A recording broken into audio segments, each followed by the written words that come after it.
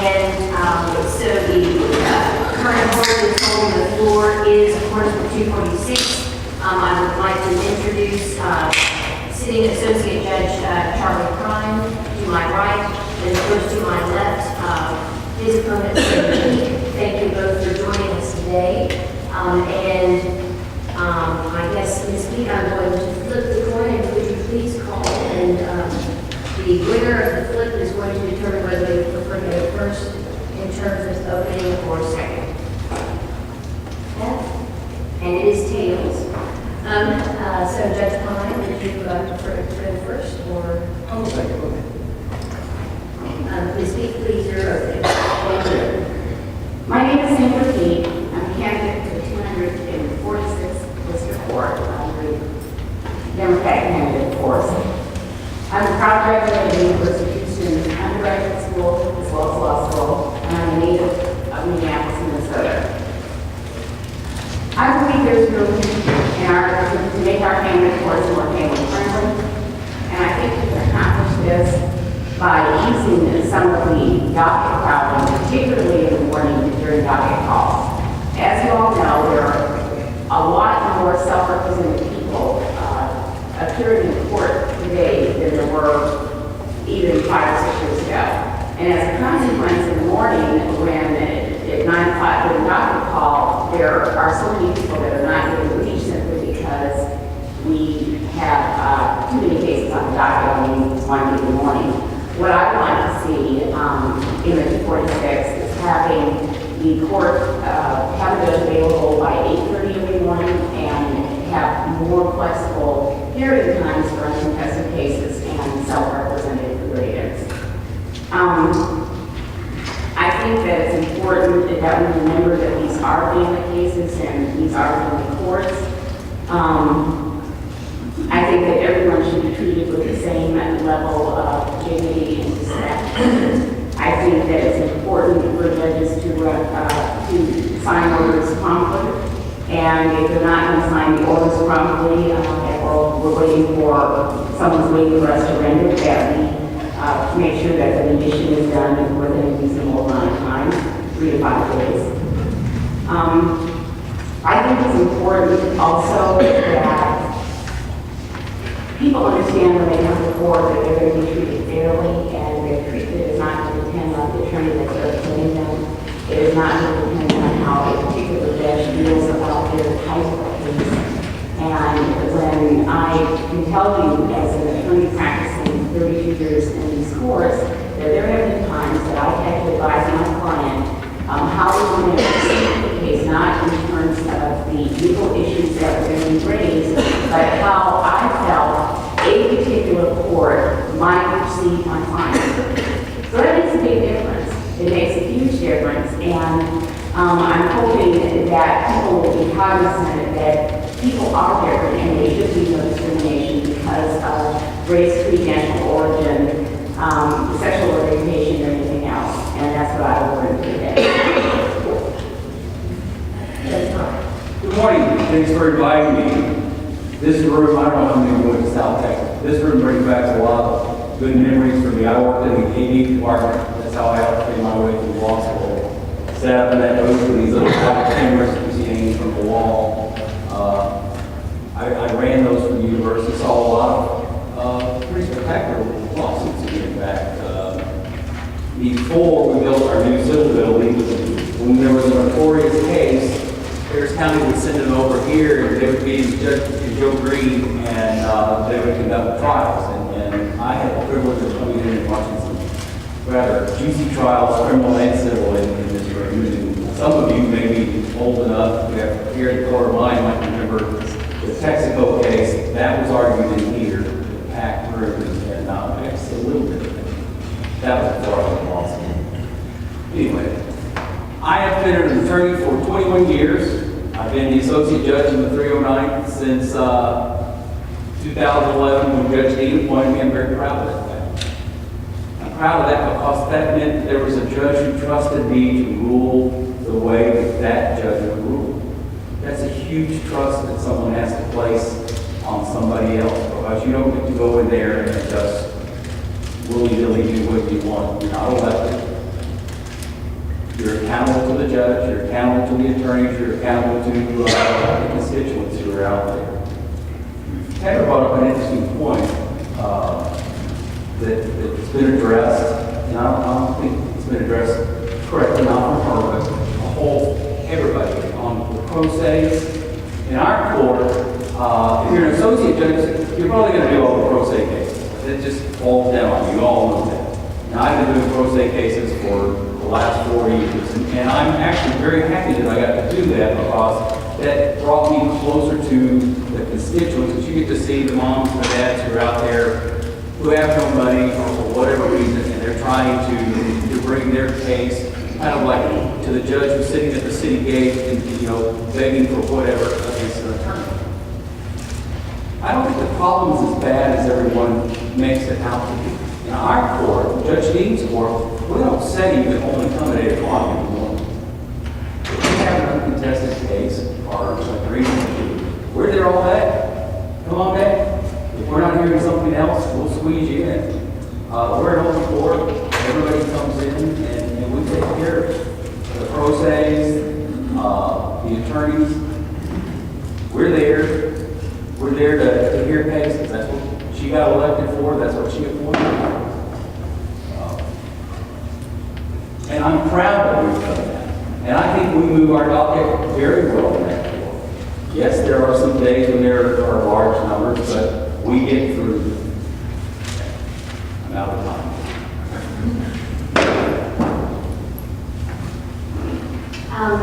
Judge Prine, I'll direct this first question to you. At what stage or stages in the litigation do you think it appropriate to require mediation of the parties? We don't require mediation in the temporary court hearing unless it's going to be 4 hours or longer, actually much longer than that. The local rules require you to mediate before you go to trial.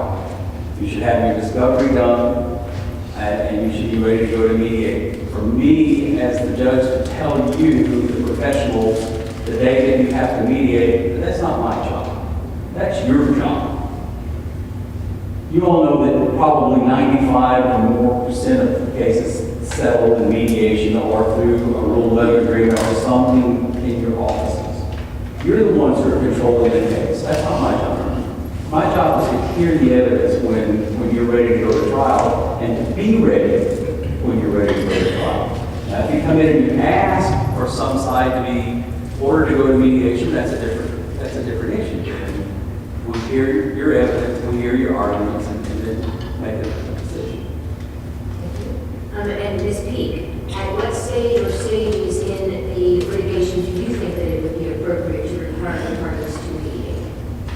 I definitely think it should be done prior to trial. I do not think we should insist that it be done prior to the hearing on temporary orders.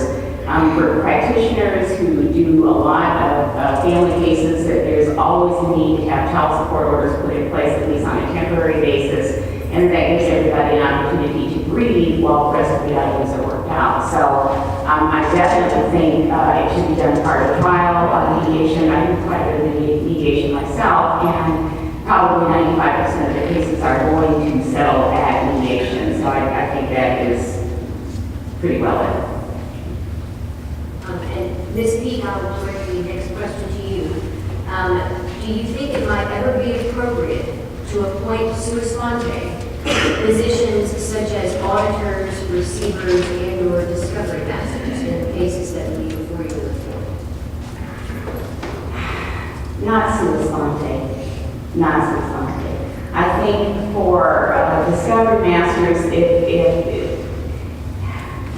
I suppose if the case were extremely complicated and there were too many hearings and too much of the court's time being taken up by one case just consuming, then if it couldn't be addressed by having all the lawyers come down there on one day and not scheduling anything else in the afternoon, then in that particular case, it might be appropriate to have heard at one time. If any other time, I don't see having to make those type of appointments with fun. Thank you. Judge Prine? it's a level 3 case, which we rarely see, but we do have them, where discovery is pretty complicated. And if somebody hasn't already filed a motion to have somebody appointed, then I would issue a status conference, and I would have all the attorneys come down, and we would discuss it and find out if there are cases that need to have masters appointed and receivers appointed, and sometimes the parties just don't see it. You know, the Dr. Brown case that we had, that one was just massive. You had to have somebody in there, but it wasn't up to us as the judge to call them in and say, here, we're just going to do this because we don't think you can get along. No, that needs to be done. You're the professional, you know. If you've got a big complicated case, we're going to bring you in, we're going to sit down and talk about it and find out what the most efficient way is for you to get the information you need to proceed to trial. And Judge Prine, thank you, and I will direct the next question to you. Under what circumstances, if any, do you consider that it might be appropriate for a judge to question a witness? Well, if you've been in front of me, you know I do that. Well, I'm guilty. Sometimes he gets to the point, especially in a temporary order hearing, I'm doing a trial, but a temporary order hearing, when something there's some portion of an element that's important to me to determine whether they get a temporary order or not is unclear. And if it's unclear, then I want to clear it up. Now, I'm not going to go, if I know an element's missing and it's never been brought up, that's not my job to fix it. If the question's been asked and it's unclear, then I might ask a question that clears it up in my mind. And then I always invite the attorneys to follow up and ask their own questions. Thank you, Judge. And Ms. Peake? I think it's appropriate for the court to ask questions of the witness if it will assist the court in clarifying either what the witness said or some aspect about the testimony that you were just not sure about. Sometimes lawyers have a really difficult time getting their clients to provide certain facts to the court, and I don't care how many different times the lawyer asks the question, perhaps the witness is responding to the question, but still not answering the question totally, and sometimes it just takes asking it a different way. Thank you, Ms. Peake. And I'll turn the next question to you. If you believe or sense that an attorney that is practicing before you while you're on the bench is in some way impaired, what do you think an appropriate action to take might be? Well, it depends on what kind of impairment you're talking about. If a person appears to be under the influence of something, that would be one thing. And I think if you're in the middle of a hearing, I think you need to stop the hearing. If it's apparent when the lawyer approaches the bench that there's a problem, I think in that case, that's a situation where you need to ask that lawyer to approach the bench, inquire as to whether or not they're all right. It may be a situation where you give them an opportunity to contact Texas Lawyers Care. If they're, and perhaps even their other counsel would just talk to them, that I would not let them proceed with the hearing if they appear to be impaired. And then I'd also definitely make a referral to make sure that if they were coming to court impaired, they get help immediately, because that renders them unable to represent their client. Thank you. I'm going to find disagreement with me on her answer. Somebody's impaired and you see it at the time. I agree with Sandra. We need to take care of the situation right then and refer to Texas Lawyers Care. I was on the grievance committee for 5 years, which was a unique experience. If you've never been on the grievance committee and somebody asks you to serve, you should say yes, absolutely yes, and serve on the grievance committee. And frequently we would find an attorney that would make it through the system, and you would know that it was generally a drug or alcohol problem or something that was creating a thing, and we would refer them to Sandra and say to Texas Lawyers Care. I have not had to refer anybody from the bench thank goodness so far. Thank you. And Judge Prine, you both mentioned the pro se docket in your introductions. And one of the questions that I was hoping to pose several touches on the pro se docket, and it is, do you have any specific plans or ideas about handling the pro se docket in your court? And as a secondary question, what level of assistance do you think it is appropriate for judges to give those pro se litigants? Well, judges don't practice law. Judges are referees, you know, like an umpire in a baseball game. There's some assistance by telling them to go upstairs to see the HBA on the 17th floor. We don't have a separate pro se docket. I don't plan to have a separate pro se docket. There's not that many of them, and most of them who come in who are pro se, they have an agreement from the other side or it's going to be a default, and they can get through that. There are a few that are contested, and you schedule them like any other hearing, and you work your way through it. I think it'd be really surprised to see when you have a pro se against an attorney, as Judge Neiman did, was it yesterday or the day before yesterday, you know, it was a 3-hour trial. They did their part, the attorney did his part, and you work your way through it. And it didn't really take much more to take away from the regular docket. You schedule them in just like anybody else. Thank you, Judge Prine. And Ms. Peake, do you have any specific ideas or plans about the handling of a pro se docket, and also what level of assistance do you think is appropriate to assist those pro se litigants? Well, in terms of I don't anticipate having a separate pro se docket. I think that anyone that comes down there is entitled to the same set of hearing times as anyone else. However, in terms of having someone available to hear cases just before lunch or right after lunch or towards the end of the day, I think that I would encourage that, because I often see at the end of the day, after 3 o'clock, the courtrooms are essentially clear.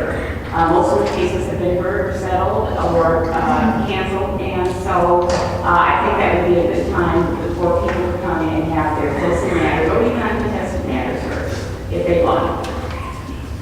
And in terms of assistance, there's only so much you can do, and you can tell them what is inadequate about the paperwork that they are presenting, but you cannot tell them how to fix it. Thank you, Ms. Peake. And I will direct the next question to you.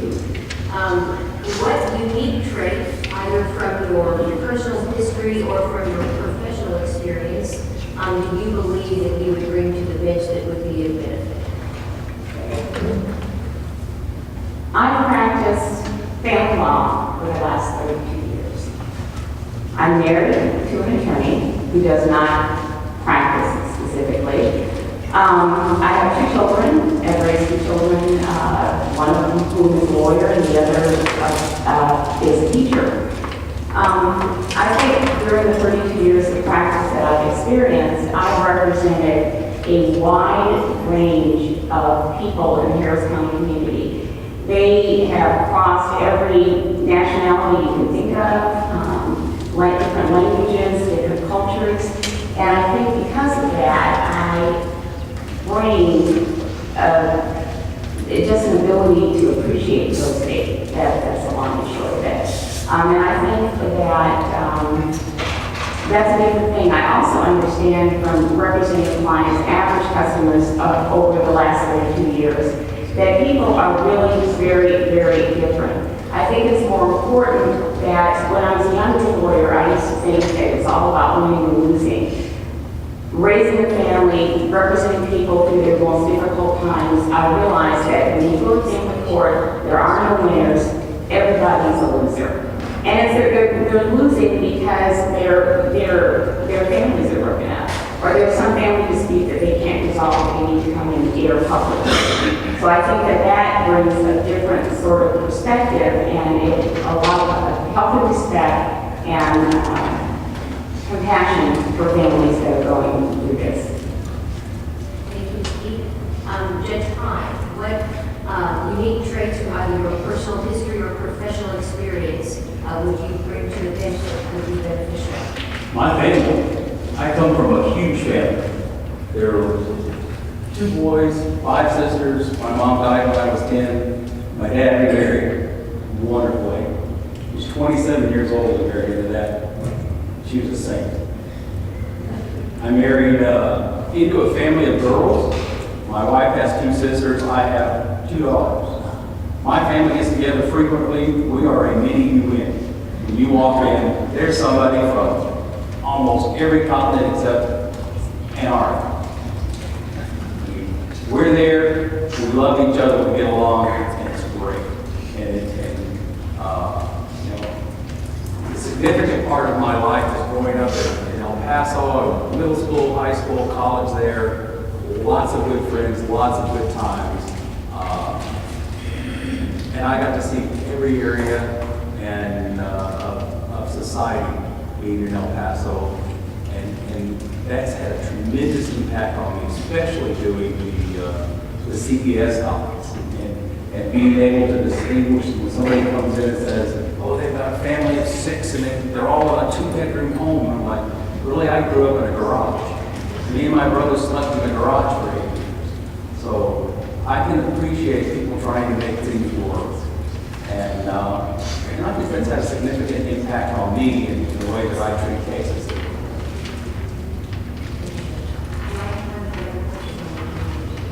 You did?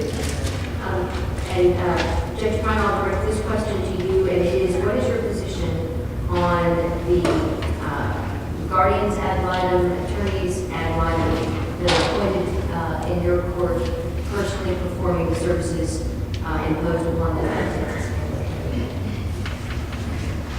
What a big subject for this crowd. That's how you all form. I personally believe that the attorneys need to go visit their clients.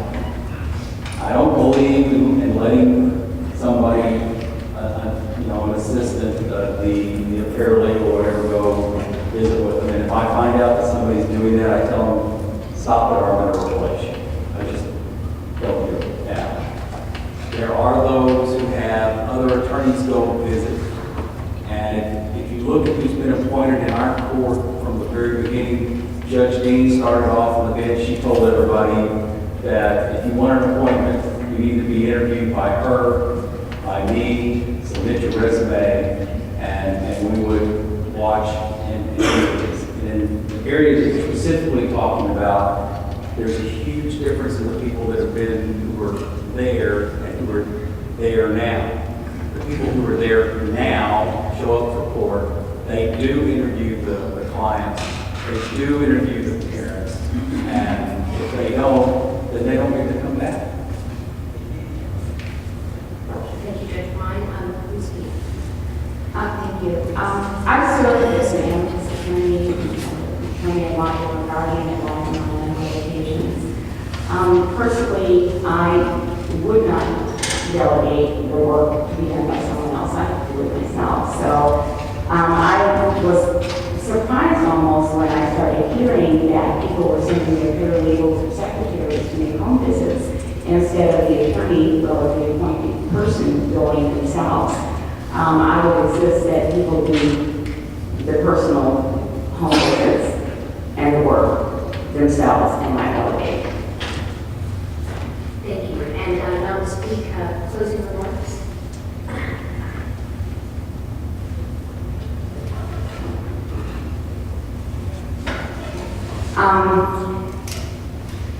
I was watching Sherry Cochran as she was giving her closing remarks, and she made a comment about the bags that suddenly appeared under her eyes.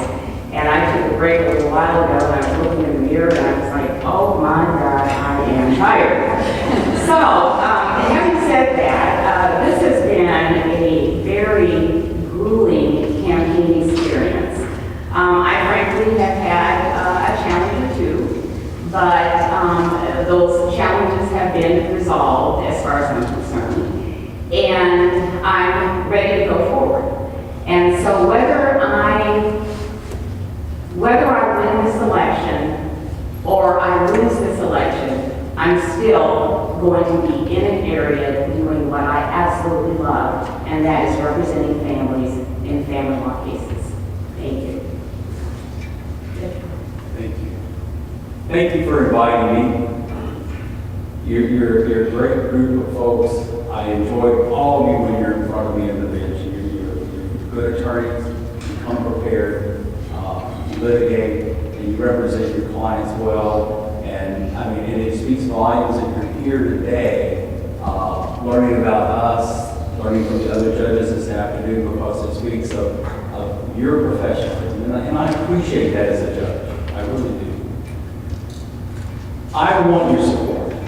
I want to ask for your support in the primary. I ask for it again in the general election.